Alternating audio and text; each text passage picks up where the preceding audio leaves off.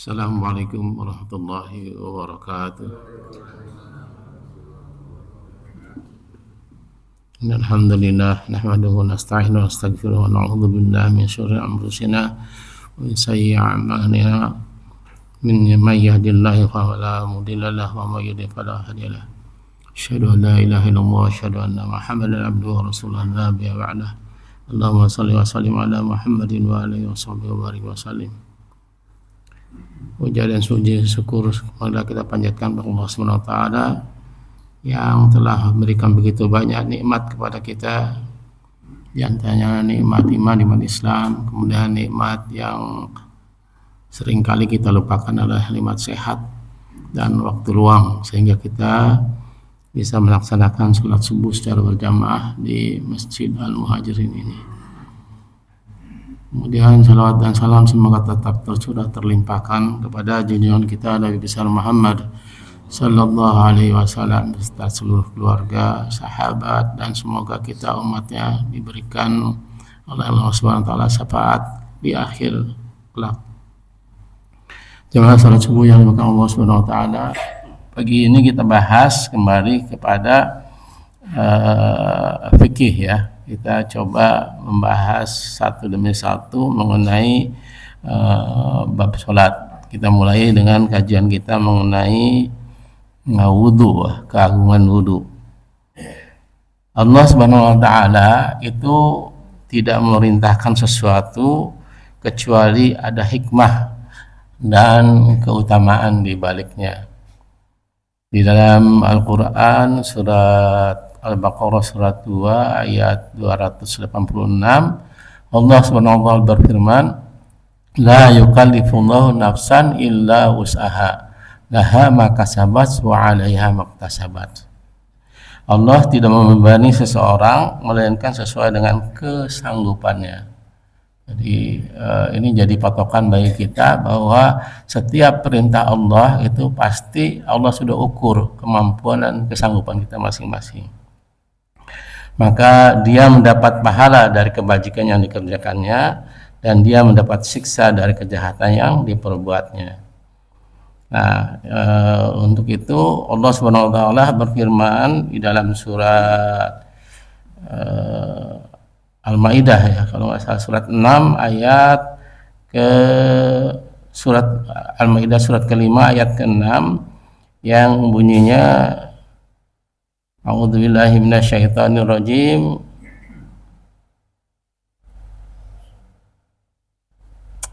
Ya ayyuhalladzina amanu idza qumtum ila sholati faghsilu wujuhakum wa aydiyakum ilal marafiqi wa amsahu bi ru'usikum wa arjulakum ilal ka'bain. Lanjutnya dari ayat ini adalah wa in kuntum junuban fatahharu wa in kuntum maridun aw ala safarin aw jaa ahadun minkum minal ghaiti aw lamastum nisa falam tajidu ma'an fatayammamu sa'idan tayyiban famsahu biwujuhikum wa aydiyakum minhu ma yuridullahu liyaj'ala 'alaikum man haraji walakin yuridu li taharakum wa liyutimma ni'matah 'alaikum la'allakum tashkurun. Wahai orang-orang yang beriman, apabila kamu hendak melaksanakan sholat, maka basuhlah wajahmu dan tanganmu sampai ke siku, dan sapulah kepalamu dan basuh kedua kakimu sampai kedua mata kaki. Jika kamu junub, maka mandilah. Dan jika kamu sakit atau dalam perjalanan atau kembali dari tempat buang air atau kakus atau menyentuh perempuan, maka jika kamu tidak memperoleh air, maka bertayamumlah dengan debu yang baik atau suci. Usaplah wajahmu dan tanganmu dengan debu itu. Allah tidak ingin menyulitkan kamu, tetapi Dia hendak membersihkan kamu dan menyempurnakan nikmatnya bagimu agar kamu bersyukur. Nah, dari ayat di atas, ayat yang ke-6 surat Al-Maidah ini dapat disimpulkan bahwa ayat ini secara jelas memerintahkan pada orang-orang yang beriman untuk berwudu sebelum melaksanakan sholat. Bunyi ayat tadi disebutkan, ya ayyuhalladzina amanu idza kuntum ila sholati faghsilu wujuhakum wa aydiyakum ila marafiqi wamsahu bi ru'usikum wa arjulakum ila ka'bayn. Wahai orang-orang yang beriman, apabila kamu hendak melaksanakan sholat, maka basuhlah wajahmu dan tanganmu sampai ke siku, dan sapulah kepalamu, dan basuh kedua kakimu sampai kedua mata kaki. Oleh karena itu, kita ibaratkan ketika kita mendengar azan, itu kita kan berarti kita mendapatkan undangan dari Allah SWT untuk melaksanakan sholat. Dan melakukan sholat ini tentunya bagi kita harus dipersiapkan diri kita untuk senantiasa menghadap Allah dengan kebersihan yang nyata. Maka perintahnya tadi, basuhlah mukamu, kemudian tanganmu, serta usaplah kepalamu, kemudian basuhlah kaki sampai kedua mata kaki. Nah, ini artinya apa? Artinya bahwa wudu merupakan sesuatu yang disyaratkan untuk supaya sahnya sebuah pekerjaan, yaitu sholat di sini dalamnya. Nah, oleh karena itu jamaah yang dimuliakan Allah SWT, dari ayat ini kemudian Rasulullah SAW menyatakan di dalam sebuah hadisnya, yang artinya tidaklah seorang pun dari kalian yang mendekati wudunya kemudian berkumur, menghirup air dan melepaskannya, kecuali akan keluar kesalahan-kesalahan dari mulut dan hidungnya bersama air. Kemudian tidaklah ia membasuh wajah sebagaimana yang diperintahkan Allah, kecuali kesalahan-kesalahan wajahnya akan keluar dari ujung-ujung jenggotnya bersama air. Kemudian tidaklah ia mencuci kedua tangannya hingga siku, kecuali kesalahan-kesalahan tangannya akan keluar dari ujung jari-jarinya. Kemudian tidaklah ia mengusap rambutnya, kecuali kesalahan-kesalahan kepalanya akan keluar dari ujung-ujung rambutnya bersama air. Kemudian tidaklah ia membasuh kedua kakinya hingga dua mata kaki sebagaimana yang diperintahkan Allah, kecuali kesalahan-kesalahan telapak kaki akan keluar dari ujung jari-jarinya bersama air. Kemudian tidaklah ia berdiri dan mengucap hamdalah dan memuji Allah dengan pujian yang pantas untuknya, kemudian sholat 2 rakaat, kecuali ia akan keluar dari dosa-dosanya seperti pada saat dilahirkan oleh ibunya. Hadis ini diriwayatkan oleh Imam Ahmad. Nah, kemudian kita juga melihat ada perilaku yang disampaikan di dalam masyarakat Islam. Orang yang tidur dalam keadaan suci, disebut dalam hadis riwayat Abu Hurairah radhiyallahu anhu, didoakan dan dimintakan ampunan oleh malaikat, sedangkan doa malaikat itu termasuk doa yang mustajab. Dalam hadisnya disebutkan, man bata dhahiran fi syi'ari dhahirin ba'tha ma'ahu malaka fi syi'arihi fala yastatiqita sa'atan minal lail illa qolal malakul Allahumma ghafir li'ibadika falani fa innahu ba'ta zahira. Barang siapa yang bermalam dengan keadaan suci dalam syiar yang suci, maksudnya berwudu, maka satu malaikat bermalam bersamanya dalam syiar tersebut, dan tidaklah dia terbangun satu saat pun di waktu malam kecuali malaikat tadi berdoa, ya Allah, ampunilah hambamu fulan sebab ia tidur dalam keadaan suci. Hadis riwayat Ibnu Hibban. Nah, orang yang tidur juga digambarkan oleh Rasulullah SAW sebagai orang yang memiliki beberapa belenggu. Namun jika ia terbangun dan berwudu, maka belenggu-belenggu tersebut akan terlepas. Malahan apapun yang hajat dan keinginannya akan terkabul. Demikian yang dikabarkan oleh Rasulullah SAW dalam sebuah hadis yang diriwayatkan oleh Ibnu Hibban. Bunyinya yang artinya bahwa dua orang laki-laki dari umatku, di mana salah seorangnya bangun malam dan membawa dirinya untuk bersuci, sementara dia terbelenggu beberapa belenggu, kemudian berwudu. Ketika berwudu membasuh kedua tangannya, maka terlepaslah satu belenggu. Ketika berwudu membasuh wajahnya, maka terlepaslah belenggu lainnya. Ketika ia berwudu mengusap kepalanya, maka terlepaslah belenggu lainnya. Ketika membasuh kedua kakinya, maka terlepaslah belenggu berikutnya. Kemudian Rabbmu berfirman kepada mereka, dia ada yang ada di balik hijab, lihatlah hambaku ini, ia mengatasi dirinya, apapun yang diminta hambaku itu kepadaku, maka permintaan itu untuknya. Nah, dalam riwayat Abu Hurairah radhiyallahu anhu, Rasulullah sallallahu alaihi wasallam menyebutkan bahwa wudu itu dapat mengangkat derajat seseorang, dengan catatan wudu tersebut ditunaikan dengan sempurna. Nah, pernah suatu ketika Rasulullah sallallahu alaihi wasallam bertanya kepada para sahabat, ada adulukum ala ma yamhullahu ta'ala bihi bihil khatayaya wa tarfa'u bihil darajat. Qalu bala ya Rasulullah. Qala isba'ul wudu fi sabarati was-sabhru 'alal makari wa kasratul khutwa ila masajid wa tidaru salati ba'dal salati fadzalikumur ribat. Maukah kalian aku tunjukkan kepada kalian atas apa yang membuat Allah menghapus kesalahan dan mengangkat derajat?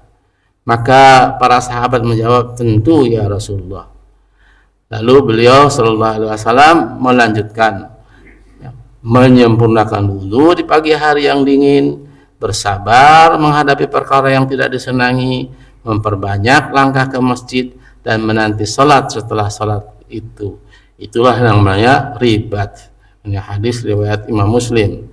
Nah, maksud ribat di sini adalah benteng dari musuh. Lebih istimewa lagi ketika seorang berwudu dan dalam keadaan memiliki wudu sebelumnya. Dalam hadis yang diriwayatkan oleh Imam Ahmad disebutkan 10 kebaikan telah menanti orang yang berwudu dalam keadaan belum batal wudu. Disebutkan dalam artinya siapa saja yang berwudu dalam keadaan suci, maka dicatat baginya 10 kebaikan. Bahkan sangat terang dan tidaklah wajah seseorang hamba pada hari kiamat salah satunya ditentukan pada kebiasaan wudunya di dunia. Wudulah yang merupakan bekas pada wajah dan tangannya, dan bekas itu akan jelas terlihat. Makanya Rasulullah SAW menyarankan untuk melebihi bagian tubuh yang dibasuh pada saat berwudu itu tadi. Demikian seperti yang disebutkan oleh Abu Hurairah radhiyallahu anhu. Pernah pada suatu ketika Nu'aim bin Abdullah mendapati Abu Hurairah radhiyallahu anhu sedang berwudu di belakang masjid. Terlihat ia mengangkat kedua lengan tangan atasnya.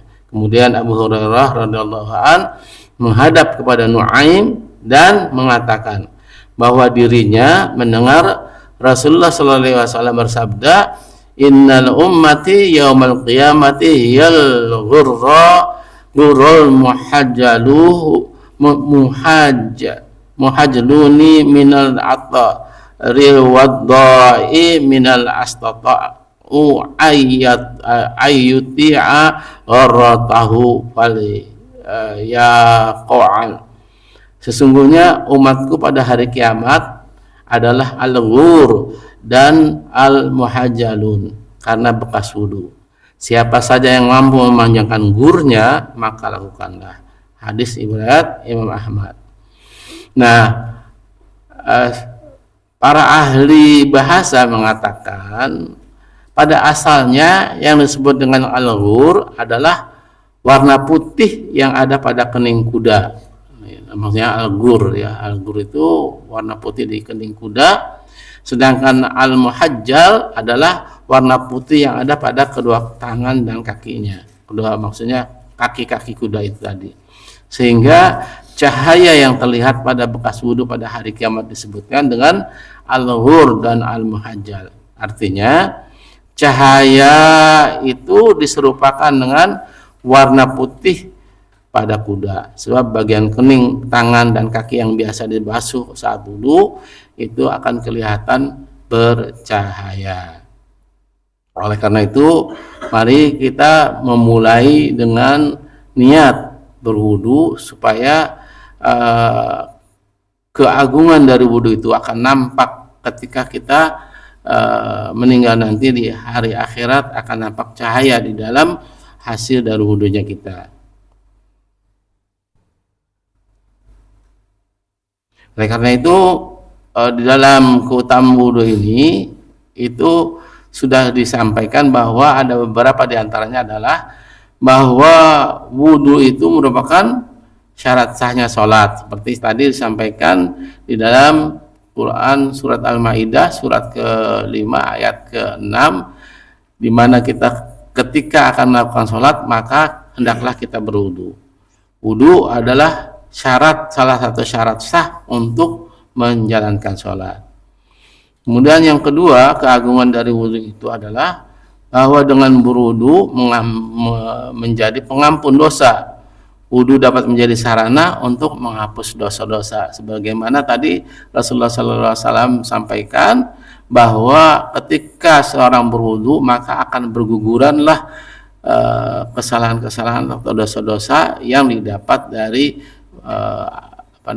air yang membasuh bagian-bagian yang terkena tubuh ketika kita berwudu. Misalnya ketika kita membasuh muka maka akan berguguranlah dosa yang ada di muka kita, termasuk di dalamnya mulut dan hidung kita yang biasa misalnya mengucapkan sesuatu yang kurang baik, maka akan berguguranlah semua yang telah kita ucapkan itu tadi.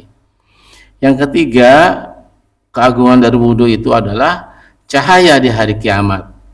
Nah, anggota badan yang sering berwudu akan bercahaya di hari kiamat menjadi ciri khas bagi umat Nabi Muhammad sallallahu alaihi wasallam.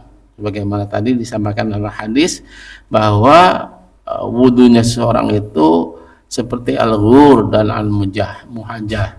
Artinya wajahnya orang yang berwudu itu tadi akan bercahaya. Demikian juga anggota badannya yang terkena air wudu itu akan bercahaya nanti di hari kiamat. Itulah yang menjadi pembeda antara umat Nabi Muhammad dengan umat-umat lainnya. Yang keempat, keagungan dari wudu itu jadi adalah menjadi tanda pengenal bagi umat Islam, umat Nabi Muhammad. Wudu juga menjadi tanda pengenal umat Islam di hari kiamat, seperti kuda putih di tengah kuda hitam. Ini ibarat yang disampaikan oleh para ulama bahwa umat Nabi Muhammad ketika dikumpulkan itu akan terlihat jelas itu bahwa dia seperti kuda putih. Karena apa? Karena seringnya kita berwudu, melakukan wudu. Yang kelima, bahwa keagungan wudu adalah untuk mensucikan diri kita. Wudu mensucikan diri dari hadas kecil sehingga ibadah yang dilakukannya menjadi sah. Seperti tadi sampaikan bahwa dengan berwudu maka akan menghilangkan hadas kecil yang ada di dalam tubuh kita. Yang keenam, keagungan wudu itu adalah menjaga kesehatan. Tidak bisa dipungkiri lagi bahwa wudu juga memiliki manfaat kesehatan, seperti membersihkan kotoran dari tubuh dan mencegah penyebaran virus. Maka waktu zaman virus corona corona ya, Corolla sih merek mobil ya. Berarti nyimak semua ya.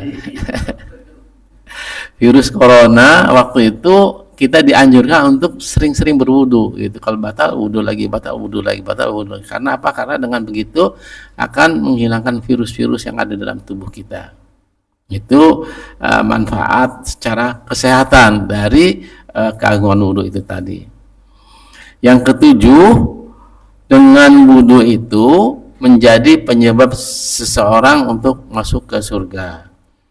Orang yang selalu menjaga wudu dan suci akan menjadi penyebab orang tersebut akan masuk surga. Ini kita harus yakini ya, dengan kita dalam keadaan bersuci, insya Allah akan dimasukkan Allah Subhanahu Wa Taala ke dalam surganya.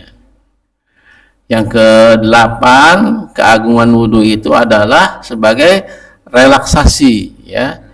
Maka berwudu sebelum tidur dapat memberikan relaksasi pada tubuh dan pikiran, sehingga kualitas tidur kita akan meningkat. Nah, ini penelitian menyimpulkan bahwa setiap orang yang berwudu sebelum tidur itu akan diberikan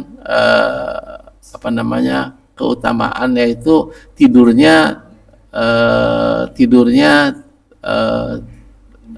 lebih nyenyak dibandingkan dengan orang yang tidak berwudu lebih dahulu. Jadi wajah kita dibasuh dengan air, kemudian tangan kita, kaki kita secara sempurna dengan wudu, berarti ada semacam tarikan syaraf kita yang menyebabkan kita menjadi lebih rileks. Dan orang yang berileks biasanya tidurnya akan lebih nyenyak lagi. Kemudian yang paling utama lagi dari keagungan wudu adalah menolak pengaruh setan. Ya. Wudu itu dapat melepas ikatan setan dan menghalangi pengaruhnya. Ini banyak orang yang tidak percaya ya, ketika orang itu berwudu pasti setan itu akan menjauh. Kenapa? Karena dengan berwudu itu malaikat akan menjaga kita dari keburukan-keburukan yang dilakukan oleh setan itu tadi. Selanjutnya yang terakhir, yang ke-10, bahwa dengan keagungan wudu itu adalah menyatakan ketaatan. Nah, wudu adalah tanda ketaatan kepada Allah Subhanahu Wa Taala, sebagaimana tadi disampaikan dalam surat Al-Maidah surat ke-5 ayat ke-6, menyebabkan panggilan bagi orang-orang yang ingin sholat. Allah Subhanahu Wa Taala sampaikan, ya ayyuhalladzina amanu, wahai orang-orang yang beriman. Artinya apa?